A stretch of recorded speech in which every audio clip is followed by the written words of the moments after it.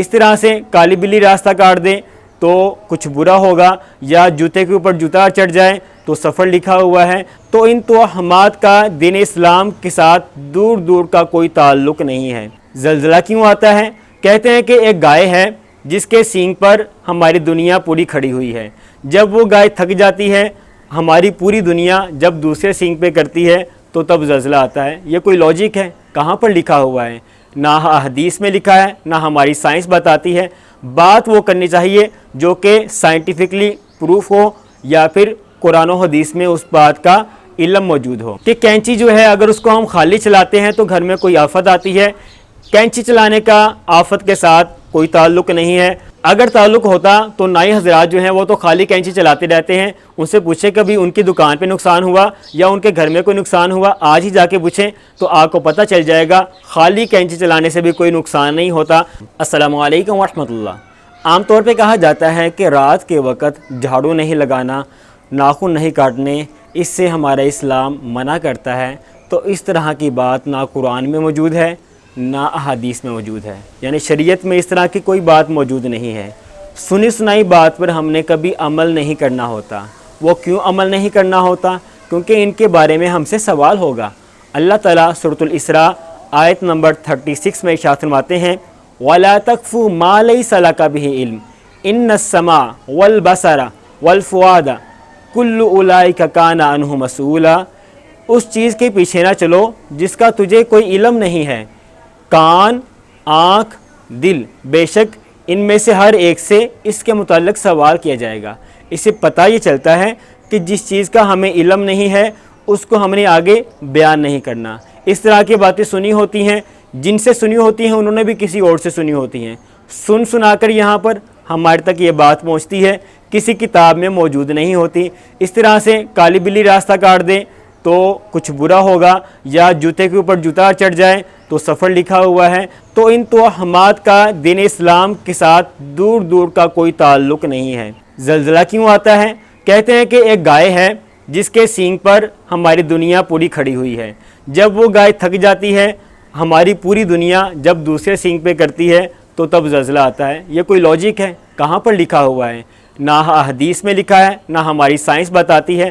بات وہ کرنی چاہیے جو کہ سائنٹیفکلی پروف ہو، یا پھر قرآن و حدیث میں اس بات کا علم موجود ہو۔ کون سے وہ کام ہیں جن کو رات کو کرنے سے منع کیا گیا ہے؟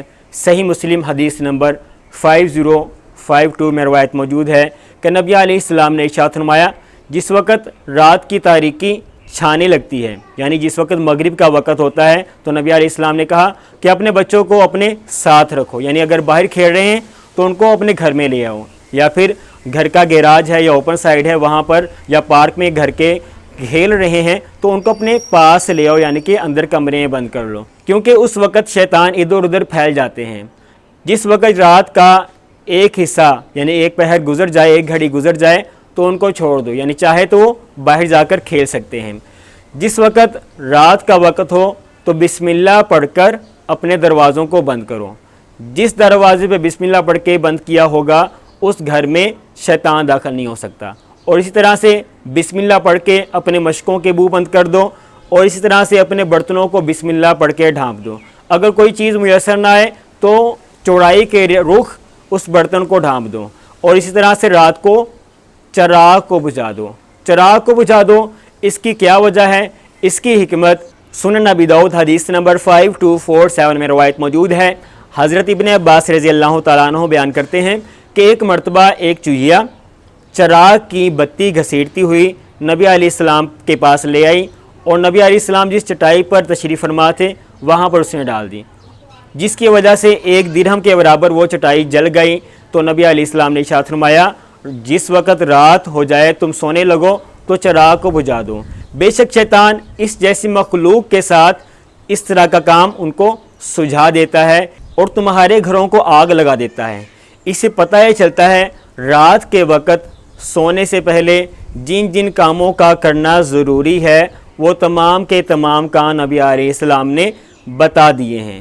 اب جھاڑو لگانا رات کے وقت ناخن کاٹنا یا اس طرح کے توہمات باتیں دین اسلام میں موجود نہیں ہے۔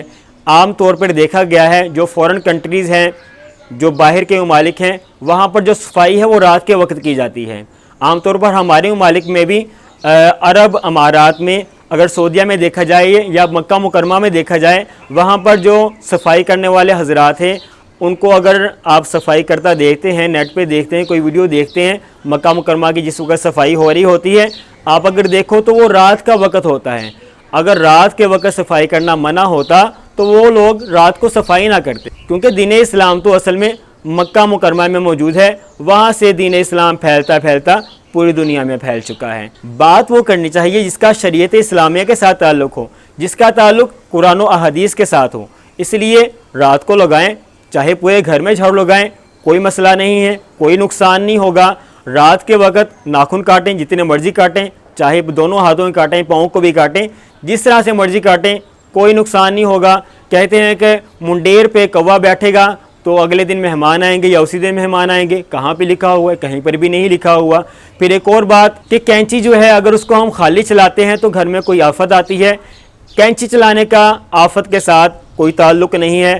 اگر تعلق ہوتا تو نائی حضرات جو ہیں وہ تو خالی کینچی چلاتے رہتے ہیں. ان سے پوچھیں کبھی ان کی دکان پہ نقصان ہوا یا ان کے گھر میں کوئی نقصان ہوا, آج ہی جا کے پوچھیں تو آپ کو پتہ چل جائے گا خالی کینچی چلانے سے بھی کوئی نقصان نہیں ہوتا. اللہ تعالیٰ سے دعا ہے کہ اللہ تعالیٰ ہمیں ان توہمات سے محفوظ فرمائے. السلام علیکم ورحمۃ اللہ وبرکاتہ.